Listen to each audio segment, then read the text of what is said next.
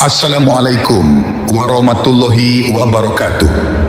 Kemunculan Dajjal adalah salah satu tanda terbesar menjelang hari kiamat yang telah diberi peringatan oleh Rasulullah Shallallahu Alaihi Wasallam. Dajjal dengan fitnah dan keupayaannya yang luar biasa akan menjadi ujian yang sangat besar bagi seluruh umat manusia. Salah satu aspek paling menarik dan menakutkan tentang Dajjal adalah waktu kemunculannya di bumi yang dikatakan berlangsung selama 40 hari. Namun 40 hari ini bukanlah seperti hari-hari biasa kita. Lalu, bersediakah kita dengan 40 hari di akhir zaman yang disebut dalam hadis tentang kemunculan Dajjal tersebut? Pada akhir zaman, umat manusia akan menghadapi ujian yang sangat berat. Rasulullah Shallallahu Alaihi Wasallam telah memperingatkan umatnya tentang fitnah terbesar yang pernah ada, yaitu kemunculan Dajjal. Nama lengkapnya adalah Musa Samiri, yang berarti Musa dari negeri Samirah, yaitu seorang makhluk yang membawa tipu daya luar biasa untuk menggoyahkan keimanan manusia. Dalam hadis Nabi Shallallahu Alaihi Wasallam dijelaskan bahwa Dajjal akan muncul membawa berbagai kemampuan supernatural untuk menyesatkan manusia. Kemunculan Dajjal adalah bagian dari tanda-tanda besar kiamat. Kehadirannya akan menjadi momen penuh cobaan di mana iman seseorang akan diuji hingga batas. Rasulullah Shallallahu Alaihi Wasallam bersabda, "Tidak ada fitnah di bumi ini sejak Allah menciptakan Adam yang lebih besar daripada fitnah Dajjal." Hadis riwayat Muslim. Ujian ini akan berlangsung selama 40 hari. Dalam rentang waktu tersebut, satu hari seperti setahun, satu hari seperti sebulan, satu hari seperti sepekan, dan sisanya seperti hari biasa. Dia dapat membuat ilusi yang menipu mata manusia, seperti memanipulasi air menjadi api dan api menjadi air. Dia akan membawa sesuatu yang tampak seperti surga dan neraka, tetapi keduanya adalah kebalikan dari kenyataan. Rasulullah Shallallahu Alaihi Wasallam bersabda, "Sungguh bersamanya ada dua sungai, salah satunya adalah air putih dan lainnya api yang bergejolak. Jika kamu bertemu dengannya, minumlah dari api itu, karena sebenarnya itu adalah air dingin." Hadis riwayat Muslim.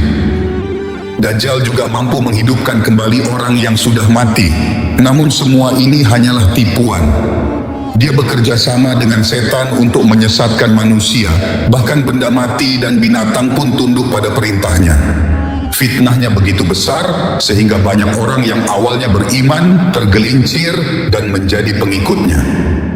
Lantas, siapa sajakah yang akan menjadi pengikut Dajjal?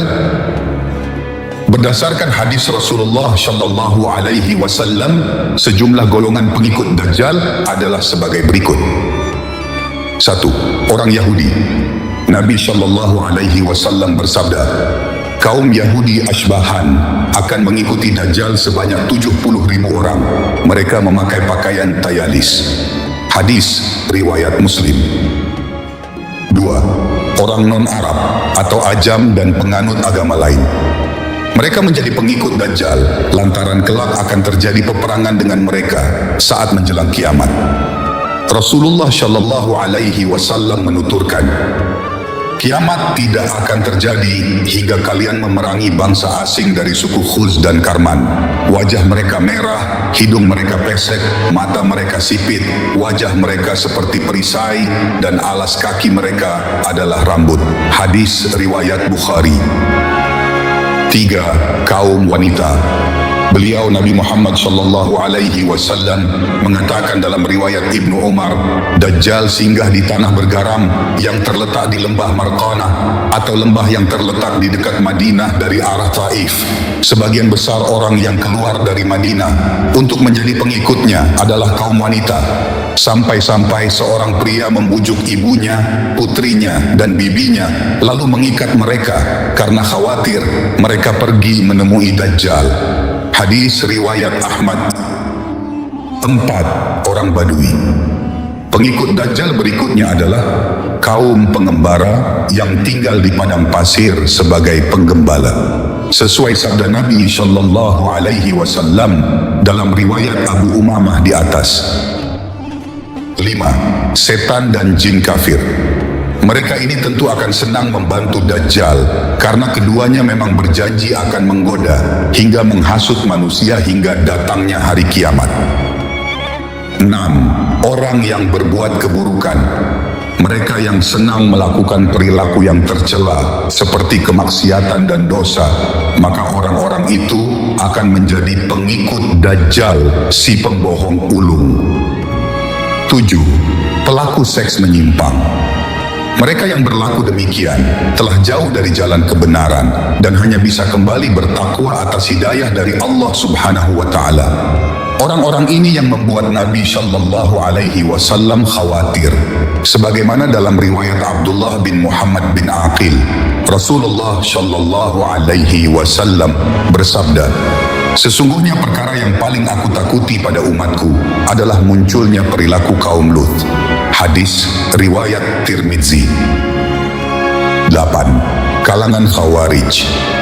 Dan terakhir pengikut Dajjal adalah dari kaum kalangan Khawarij. Mereka ini yang disebutkan sebagai golongan manusia yang mudah mengafirkan orang lain lantaran tak sepemahaman dengan mereka. Karena kelompok Khawarij punya penilaian dan pandangan tersendiri terhadap Al-Quran sehingga mereka melesat dari kebenaran. Nah, itulah beberapa golongan manusia yang nantinya akan menjadi pengikut Dajjal. Lantas, dari manakah Dajjal tersebut akan muncul? Nantinya Dajjal akan keluar dari arah timur, yaitu dari Khurasan. Khurasan adalah satu tempat yang luas, terletak di sebelah timur, dan ia terdiri daripada beberapa daerah, antaranya Naisabur. Namun tidak semua tempat dapat dijangkau oleh Dajjal. Dalam hadis disebutkan bahwa Makkah dan Madinah akan tetap aman dari fitnah ini. Malaikat akan menjaga kedua kota suci tersebut sehingga Dajjal tidak mampu memasukinya. Rasulullah Shallallahu Alaihi Wasallam bersabda, dia tidak akan masuk ke Madinah karena di setiap pintunya ada malaikat yang menjaganya. Hadis riwayat Bukhari dan Muslim. Sebagai persiapan menghadapi fitnah Dajjal, Rasulullah Shallallahu Alaihi Wasallam memberikan panduan kepada umatnya. Salah satu langkah yang dianjurkan adalah membaca dan menghafal surah Al-Kahfi, terutama 10 ayat pertama atau terakhir. Surah ini mengajarkan tentang berbagai bentuk ujian, seperti ujian iman, ilmu, kekayaan, dan kekuasaan, yang semuanya relevan dengan tipu daya Dajjal.